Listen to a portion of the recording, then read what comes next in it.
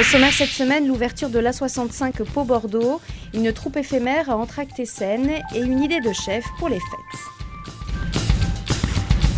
Gain de temps et de sécurité, l'autoroute A65 qui relie Pau à Bordeaux via Mont-de-Marsan a été inaugurée mardi à l'échangeur de Thèse dans les Pyrénées-Atlantiques. Cette infrastructure longue de 150 km va faire gagner près de 50 minutes sur un trajet Bordeaux-Pau et 30 minutes sur un Mont-de-Marsan-Pau.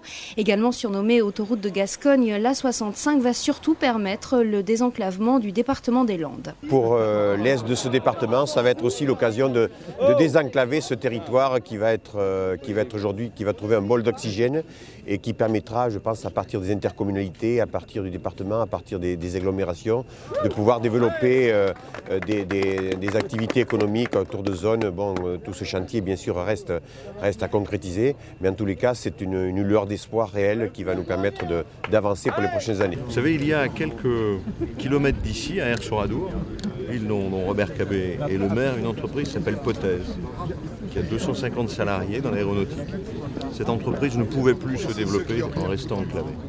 Donc on équilibre l'Aquitaine, on désenclave ces territoires, on assure la sécurité de transport. Et puis ce qu'il faut bien mesurer, c'est que l'Aquitaine est entrée dans la révolution des temps de la mobilité.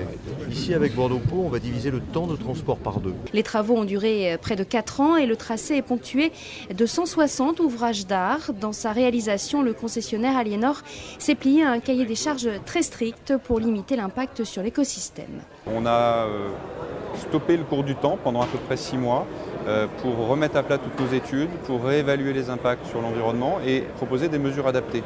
L'exemple le plus emblématique, ce sont les viaducs qui permettent à l'ensemble de la faune de circuler de part et d'autre, et de façon à ce que cette autoroute, qui est entièrement clôturée pour la sécurité des animaux et également celle des usagers, ne soit pas une barrière infranchissable pour la faune qui vit dans ces territoires. L'A65 représente un investissement d'1,2 milliard d'euros. Les tarifs, comme le redoutaient certains élus, ont été fixés à un niveau très élevé. Un aller-retour Pau-Bordeaux s'élève en moyenne à 44 €. Le prix est élevé, effectivement. Donc reste à voir maintenant si les usagers vont avoir quelques résistances ou réticences à emprunter de par ce tarif. Mais je crains effectivement qu'un certain nombre de concitoyens ne puissent avoir accès pour ces raisons de prix élevés, quoi. Cette liaison attendue depuis des décennies par les usagers est ouverte au public jeudi 16 décembre. Entracte-et-Seine n'est pas un festival de théâtre amateur banal, il offre à chacun la possibilité de prendre part à la création. En pleine répétition au foyer municipal de Mugron, ces comédiens amateurs forment une troupe éphémère et se prennent au jeu du défi lancé par les organisateurs d'Entracte-et-Seine. Monter un spectacle, le tout encadré par la compagnie bordelaise, l'atelier de mécanique générale contemporaine. Moi, ce que j'aime bien dans l'idée de la troupe éphémère, c'est que les gens viennent d'univers différents, de troupes différentes et font finalement du théâtre assez différemment les uns des autres, avec des objectifs, des enjeux différents, même des répertoires très divers. Hein. Et tous ces gens se réunissent pour ce projet. Une aventure collective partagée par des gens qui, pour la plupart, ne se connaissaient pas, mais qui se sont reconnus dans leur volonté de défendre un texte, Cerveau disponible, une création grinçante et comique sur notre société de consommation. Alors, Cerveau disponible, ça vient de la phrase de Patrick Lelay, hein, voilà. C'est-à-dire quel est votre métier? On lui demande à Patrick Lelay, PDG de TF1, il répond je vends des temps de cerveau disponibles pour Coca-Cola.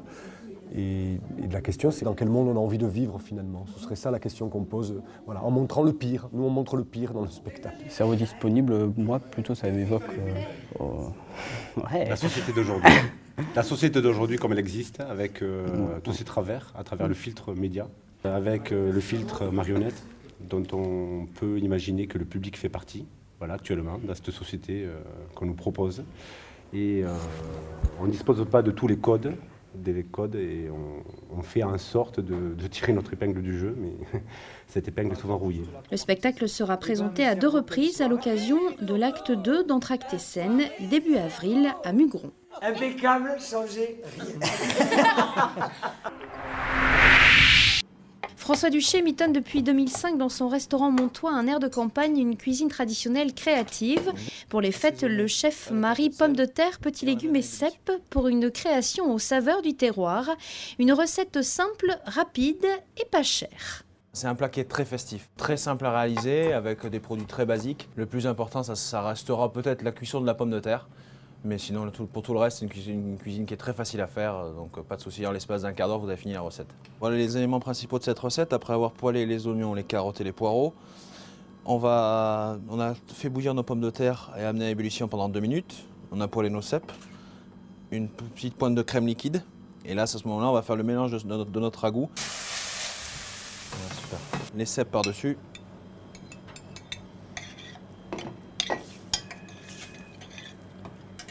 On va rajouter nos lardons par-dessus cette préparation.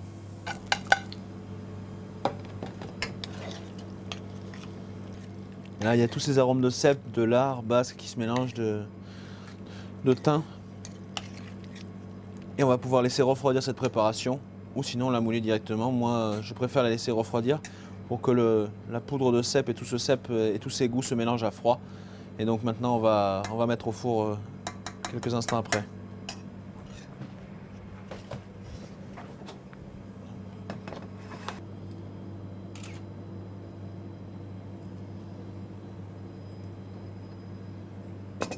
Notre disque de feuilletage sur lequel on a mis un petit peu de jaune d'œuf pour coller, qu'on va retourner sur notre pot transparent.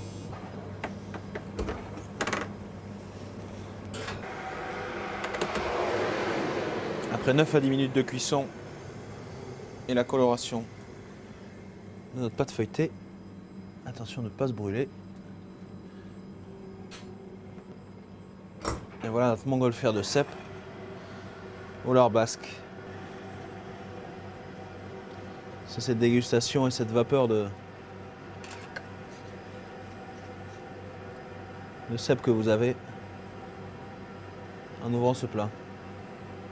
C'est une recette qui est accessible pour tous nos épicuriens et nos ménagères. Donc après cette dégustation, je vais vous souhaiter de bonnes fêtes de fin d'année et bonne dégustation.